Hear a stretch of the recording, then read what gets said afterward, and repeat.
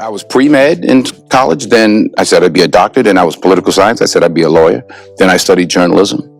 So I actually was working my way toward the arts without realizing. That's why I told my children, a liberal arts education is okay. You don't have to know at 7, I was 17 when I started college. You don't have to know at 17 what you're gonna do the rest of your life. So I worked it out, I found my way to theater. I started with Eugene O'Neill's The Emperor Jones. Wow. First role, second role was Othello. So I was, I really didn't see anybody who looked like me. So I didn't aspire to act in movies because there was Richard Pryor and Sidney was on the end of his, but I liked those New York movies, you know, Taxi Driver, Mean Streets, Straight Time, Marathon Man. So anybody with an O, Pacino, De Niro, Hoffman O. Scott Rudin brought me the August Wilson screenplay 7 years ago. So I said, well, I haven't read the play. So I read the play and it said Troy Maxon, 53 years old. Well, I saw James Earl Jones do it in the 80s. So I'm thinking, I always thought I was too young. When I saw 53 and I was 55, I'm like, wait, I better hurry up. So it's a true story. So I called Scott Rudin and said, I want to do the play. He said, you want to do the play? I said, can you raise the money? He said, I'll call you on Monday. Raised the money, we did the play. Great success, multiple award, you know, Tonys. This was actually, of the 3 films I've directed, the easiest way in because we had performed it 114 times. I didn't plan on being a director. Someone gave me a script and kind of forced me to do it. So there was a lot of fear going into when I first directed. More fear than when you go into acting? Different kind of fear because 200 other people are sitting around waiting for you to, you know, tell them what to do. Acting is that fear more on stage. I did, was on 3 Broadway shows in the last 10 years, but one of them, I forgot which one now. Maybe Fences. The first night, we were sold out. I'm not sure if I remember my lines yet. And you don't, you know, they say, oh, if you lose that feeling, then you should quit. I wish I could lose that feeling, you know, for that night, you know, and it was just sheer terror. Or you got to go out there. They're waiting and you got to go. I was a garbage man, like Troy. You get 8 hours worth of work, but you can do it in 3. So you can go home as soon as you finish. Post office, you get 3 hours worth of work and you make it last 8. I did both. I like being a garbage man better. But they weren't bad jobs. It's like, you know, people say, oh, the difficulty of making a movie. I'm like, send your son to Iraq. That's difficult. It's just a movie. It's like, relax. I don't play that precious nonsense. Oh, we're moving over. Get out of here. You know, your son got shot in the face. That's difficult. Making a movie is a luxury. It's a gift. It's an opportunity. And most importantly, it's a gift. Obviously, everybody here is talented enough to do that. But don't get it twisted. It's just a movie. I was born a black man in America. I was born a black gay man in this world. That's a big fat no for a lot of people in a lot of spaces most of the time.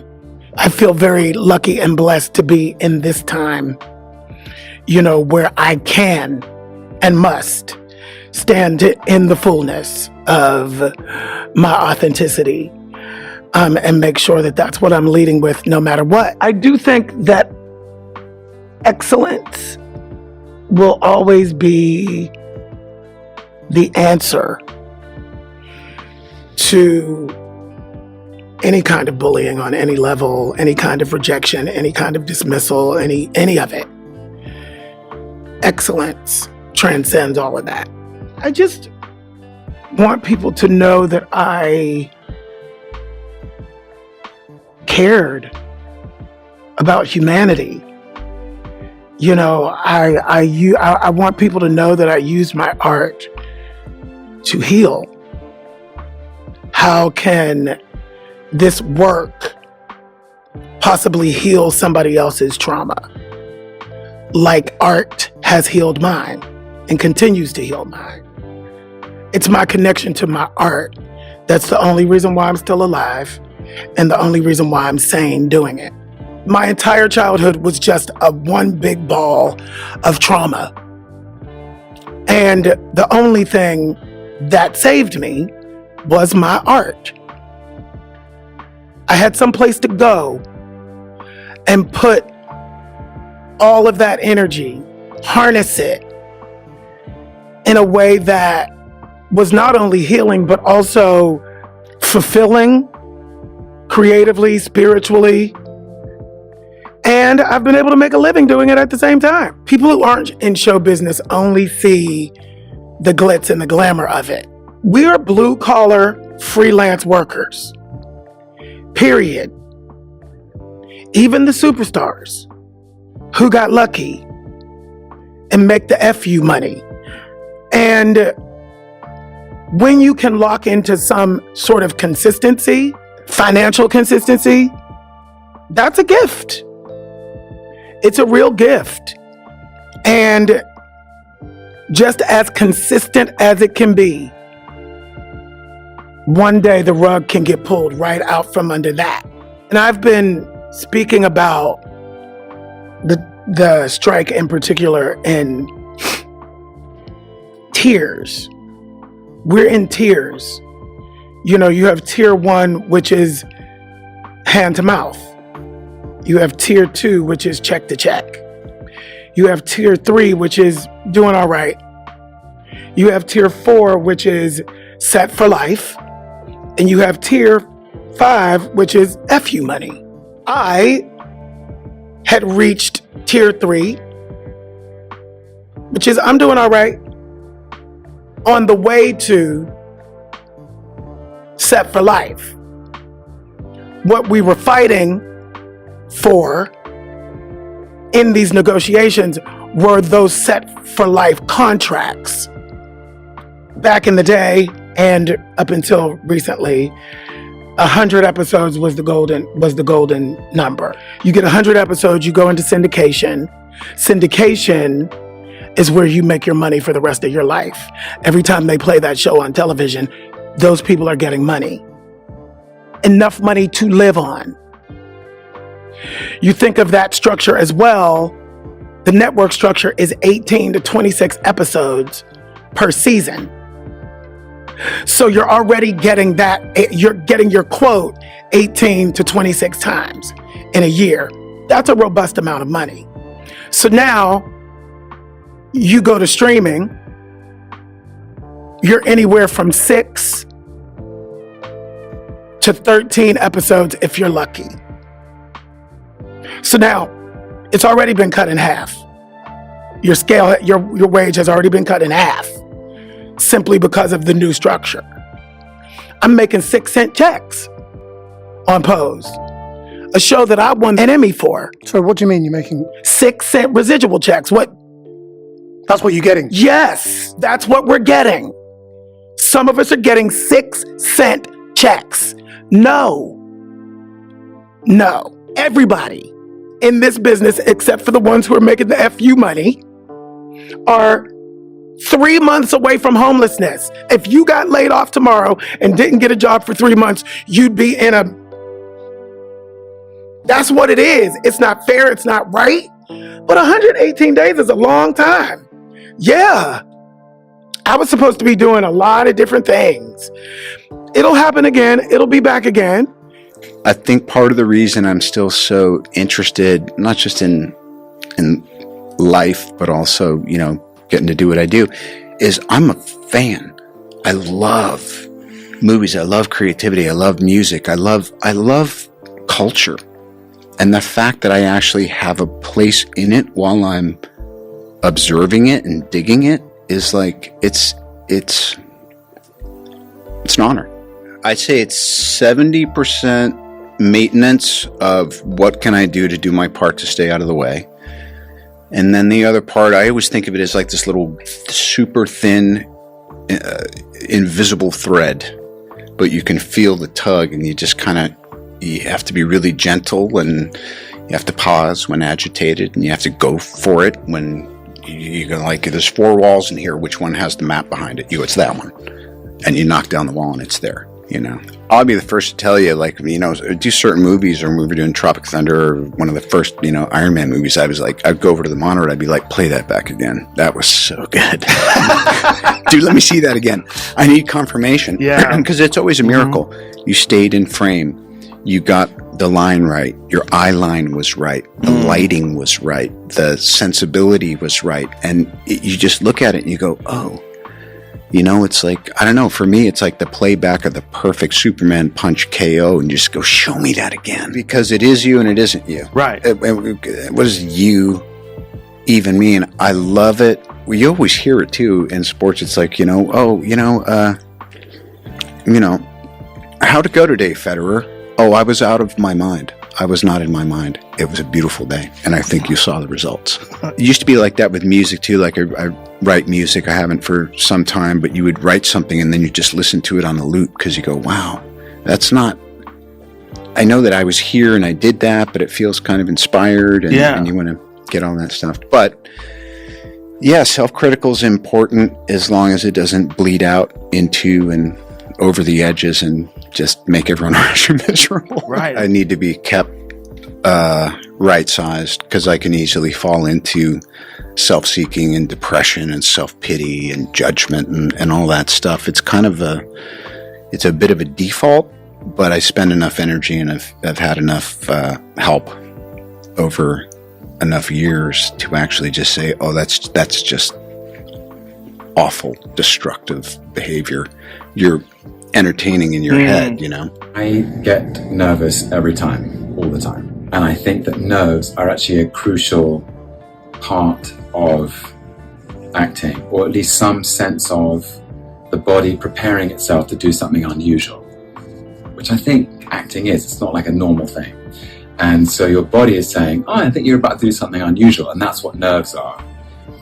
And I think I read somewhere that it's been studied that the chemicals that your body releases when you're nervous are the same chemicals that your body releases when you're excited. So when I'm nervous, I remind myself I'm actually excited. My advice for actors who still get nervous is this: keep that part with you. Somebody once told me, just put it in the trunk, don't let it drive the car. But that part is what pushes you and drives you to continue to be great. When you don't have any more nerves, I kind of feel like that passion isn't there anymore. So just put the nerves in the trunk and you continue to drive the car. I tend really to only work on things that I have a kind of compulsion to do. Certainly, there's certainly the things that most interest me tend to be at some distance from my own life, and they tend to be at some distance from the characters that have interested me before as well. I found it interesting reading an article about you where you said that sometimes you felt like the flavor of the month. I think I know where you read that, and it's true that the journalist got me on a particularly bad day. But it's also true that that's not kind of wholly misrepresentative of the way I feel. It's just noise. I don't noise. I don't like the clutter of too much of that, and because it always distracts you from what you're actually trying to get on and do, which is just work on the things that interest you. And it is true, of course it's true, that with the advent of those two films particularly, and that was as much to do with the coincidence of timing as anything else. In America they appeared on the same day on the same block in New York. I don't know what period of time elapsed here between the two things, but anyway, it seemed to generate, from my point of view, an unnatural amount of attention. But I don't want to sound ingrateful for the fact that, I get enormous pleasure from people's surprise at that. If people are surprised by the work, then that's fine. Stanislavski said there are two elements to a good actor. One is talent. You can't teach talent. You're born with it. It's in your DNA. That's what you bring to the table. The other is technique. Technique can be taught. And when we train an actor, the actor brings the talent, we provide the technique. And when you have a combination of real talent with genuine steel hard technique, that's when you get the great actors. But with the emphasis on youth, Yeah. with films and television, everybody wants to present young people on the screen. Why? Because young people go to the movies more than once, therefore the movie has legs. Therefore they're younger and younger and younger, which means what? It means they haven't had time to train. They're plucked when they're 19, 20 years old. They have to learn on the job. Mm-hmm. That's not so easy and doesn't leave a lot of time really to develop. It's not their fault. Some of them are hugely talented and they succeed. But generally speaking, remember the ones that used to come to the fore in Hollywood. They had spent years training. They'd been in the theater. They were ready when the moment came. Branch Rickey famously said that success is the residue of design. And actors used to come to Hollywood and to television and to our industry with a background of training and practice, and that is not as universally true as it used to be. There's no knock on the actors. Some of them are great talents, and they will emerge no matter what. But if you have a great talent and no technique, you're liable never to be seen. The talent will never emerge. It's there, but there's no way of expressing it. I think as human beings, by nature, as a species, we are all flawed. We have to constantly ask ourselves the uncomfortable questions. I mean, is the world better for me having been in it? And if the last few years have taught me anything, it's that rather than change the world to better suit our needs, how can we change ourselves to better suit the world that we all live in? Thoughtfully examine the roles we play and how to best be of use and to be of service in a noble pursuit to make the world a better place. I believe that perfection is unattainable, but that doesn't stop us trying. And we should constantly be evolving, redefining, refining, predicting, analyzing, adapting to whatever the world throws at us, and in harmony with that world. And if one is passionate and committed in the noble pursuit of excellence within their chosen field, be that the arts, technology, science, humanitarianism, conservationism, then I would say one has a moral obligation and an ethical duty to be of service and to always strive to be part of the solution, not the problem. After all, it's a world that our children would inherit. That's worth being a part of. That speaks to me. Passion, action, noble intention creates progress. Passion creates progress.